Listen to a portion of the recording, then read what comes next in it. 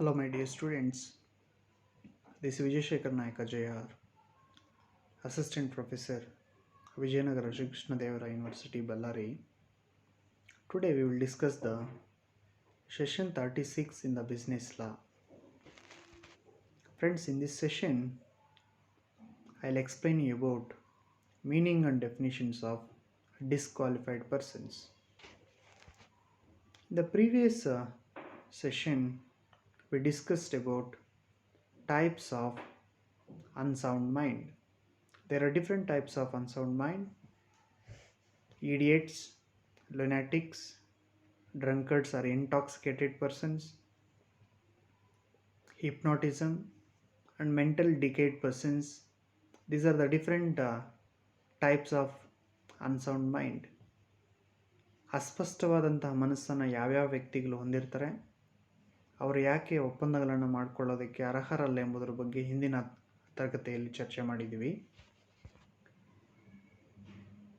The objective of this session is to make you conceptually clear about meaning and definitions of disqualified persons. By the end of this session, you will understand the concept of meaning and definitions of disqualified persons. As you know that the parties who are entering into a contract must have the capacity and must be competent to make a contracts.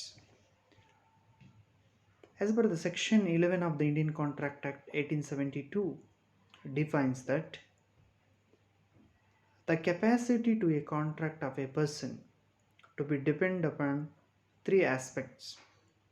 First one is attaining the age of majority, and second one is the being of sound mind, and third one is not disqualified from entering into a contract by any law that is he is subject to. ಇಲ್ಲಿ ಯಾವ ವ್ಯಕ್ತಿಗಳು ಒಪ್ಪಂದವನ್ನು ಮಾಡ್ಕೊಳ್ತಾ ಇರ್ತಾರೆ, ಆ ವ್ಯಕ್ತಿಗಳಿಗೆ ಸಾಮರ್ಥ್ಯ ಇರಬೇಕು ಮತ್ತು ಅವರು ಒಪ್ಪಂದವನ್ನು ಮಾಡಿಕೊಳ್ಳೋದಕ್ಕೆ ಸಮರ್ಥರಾಗಿರಬೇಕು. ಸೆಕ್ಷನ್ 11 ಪ್ರಕಾರ ಯಾವ ವ್ಯಕ್ತಿಗಳು ಅರ್ಹರಾಗ್ತಾರೆ ಅಂತಂದರೆ 3 ಅಂಶಗಳನ್ನು ನಾವು ಪರಿಗಣನೆಗೆ ತೆಗೆದುಕೊಳ್ತೀವಿ. ಮೊದಲನೇದವರು ಮೇಜರ್ಸ್ ಆಗಿರಬೇಕು, ಎರಡನೇದು ಉತ್ತಮವಾದ ಮನಸ್ಸನ್ನು ಹೊಂದಿರಬೇಕು, ಮೂರನೇದು ಅವರು ಯಾವುದೇ ಕಾನೂನಿನಿಂದ ಅನರ್ಹಗೊಂಡಿರಬಾರದು. The third aspect as per the section 11 of the act, the person who enters into a contract not disqualified from any law. If a person is disqualified from any law, is not competent to make a contract. ಯಾವುದೇ ಕಾನೂನಿನಿಂದ ಆ ವ್ಯಕ್ತಿ ಅನರ್ಹಗೊಂಡಿರಬಾರ್ದು. ಒಂದು ವೇಳೆ ಅನರ್ಹಗೊಂಡಿದ್ದರೆ ಅವರು ಒಪ್ಪಂದಗಳನ್ನು ಮಾಡಿಕೊಳ್ಳೋದಕ್ಕೆ ಅರ್ಹರಾಗಿರುವುದಿಲ್ಲ. So ಹಾಗಾದರೆ ಯಾರಿಗೆ ನಾವು ಡಿಸ್ಕ್ವಾಲಿಫೈಡ್ ಪರ್ಸನ್ಸ್ ಅಂತ ಕರಿತೀವಿ? The persons who are disqualified from any law to make a contracts are considered as disqualified persons. ಯಾವ ವ್ಯಕ್ತಿಗಳನ್ನು ಯಾವುದೇ ಕಾನೂನಿನ ಅಡಿಯಲ್ಲಿ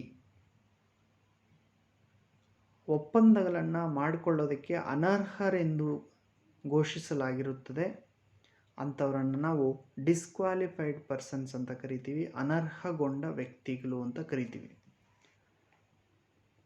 The reason to disqualify is that to protect the public who may have cheated or may fail to recover with no remedies available.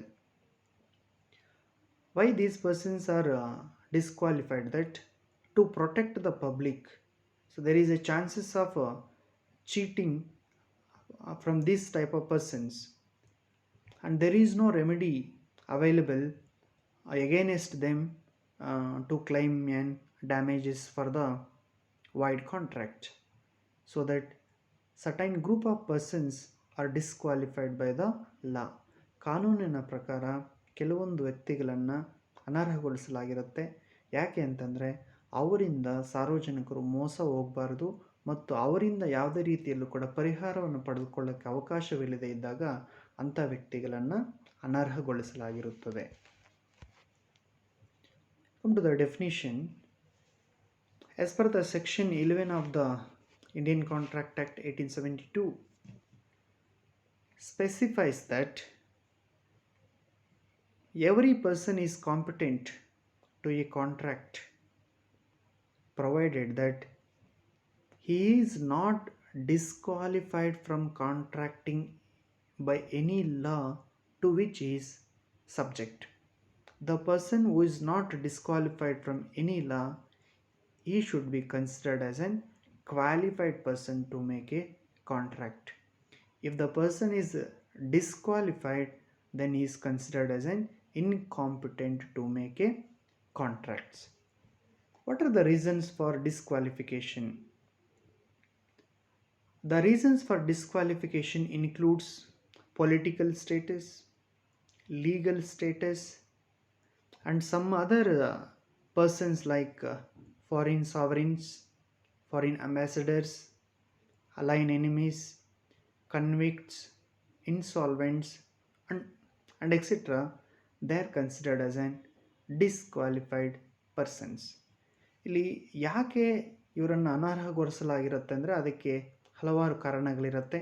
ಅದು ರಾಜಕೀಯ ಸ್ಥಾನಮಾನವಾಗಿರ್ಬೋದು, ಕಾನೂನಿನ ಸ್ಥಾನಮಾನ ಆಗಿರ್ಬೋದು, ಅಥವಾ ಇನ್ನು ಉಳಿದಂತಹ ಕೆಲವು ವ್ಯಕ್ತಿಗಳು, ವಿದೇಶಿ ಸಾರ್ವಭೌಮರು ಅಥವಾ ರಾಯಭಾರಿಗಳು, ಅನ್ಯ ದೇಶದ ಶತ್ರುಗಳು ಅಥವಾ ಅಪರಾಧಿಗಳು ಅಥವಾ ದಿವಾಳಿಕೋರರು, ಇವರನ್ನು ಕಾನೂನಿನ ಪ್ರಕಾರ ಅನರ್ಹಗೊಳಿಸಲಾಗಿರುತ್ತದೆ. Who are the disqualified persons? ಯಾರ್ಯಾರನ್ನು ನಾವು ಡಿಸ್ಕ್ವಾಲಿಫೈಡ್ ಪರ್ಸನ್ಸ್ ಅಂತ ಕರಿತೀವಿ?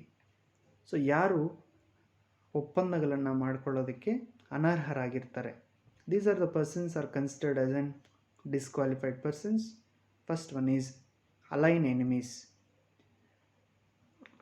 ಅನ್ಯ ದೇಶದ ಶತ್ರುಗಳು ಬೇರೆ ದೇಶದ ಜೊತೆ ನಮ್ಮ ದೇಶಕ್ಕೆ ಏನಾದರೂ ವಾರ್ ಏನಾದರೂ ಡಿಕ್ಲೇರ್ ಆದಾಗ ಅಂಥ ವ್ಯಕ್ತಿಗಳನ್ನು ನಾವು ಅಲೈನ್ ಎನಿಮೀಸ್ ಅಂತ ಕರಿತೀವಿ.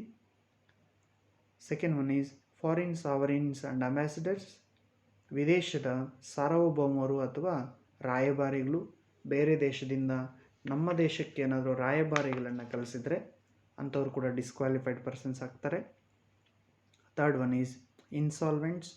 ಯಾರು ದಿವಾಲಿ ಆಗಿರ್ತಾರೆ, ದಿವಾಲಿಕೋರರಾಗಿರ್ತಾರೆ, so they are also considered as an disqualified persons. And convicts. ಯಾವುದೇ ಅಪರಾಧಿಗಳು, so the persons who are under the imprisonment, they are also considered as in disqualified persons.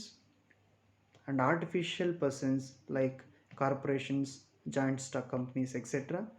ಕಾನೂನಿನಿಂದ ಸೃಷ್ಟಿಸಲ್ಪಟ್ಟಂತಹ ಕೃತಕ ವ್ಯಕ್ತಿಗಳಾಗಿರ್ತಾರೆ, ಅವ್ರಿಗೂ ಕೂಡ ಇನ್ಕಾಂಪಿಟೆಂಟ್ ಆಗಿರ್ತಾರೆ ಕಾಂಟ್ರಾಕ್ಟ್ಸನ್ನು ಮಾಡ್ಕೊಳ್ಳೋದಕ್ಕೆ. ಆ್ಯಂಡ್ ಪರದನಶಿ ವುಮೆನ್ಸು, ಪರದನಶಿ ಮಹಿಳೆಯರು, ಇವರು ಕೂಡ ಒಪ್ಪಂದವನ್ನು ಮಾಡ್ಕೊಳ್ಳೋದಕ್ಕೆ ಅನರ್ಹರಾಗಿರ್ತಾರೆ. ಅಲ್ಲಿಗೆ ಯಾವ ವ್ಯಕ್ತಿಗಳನ್ನು ಕಾನೂನಿನ ಪ್ರಕಾರ ಒಪ್ಪಂದವನ್ನು ಮಾಡಿಕೊಳ್ಳೋದಕ್ಕೆ ಅನರ್ಹಗೊಳಿಸಲಾಗಿರುತ್ತೆ ಅವರನ್ನೇ ನಾವು ಡಿಸ್ಕ್ವಾಲಿಫೈಡ್ ಪರ್ಸನ್ಸ್ ಅಥವಾ ಅನರ್ಹಗೊಂಡ ವ್ಯಕ್ತಿಗಳು ಎಂದು ಕರೆಯುತ್ತೇವೆ. If you required more information regarding this, you can go through with these references. Thank you for watching. Have a good day.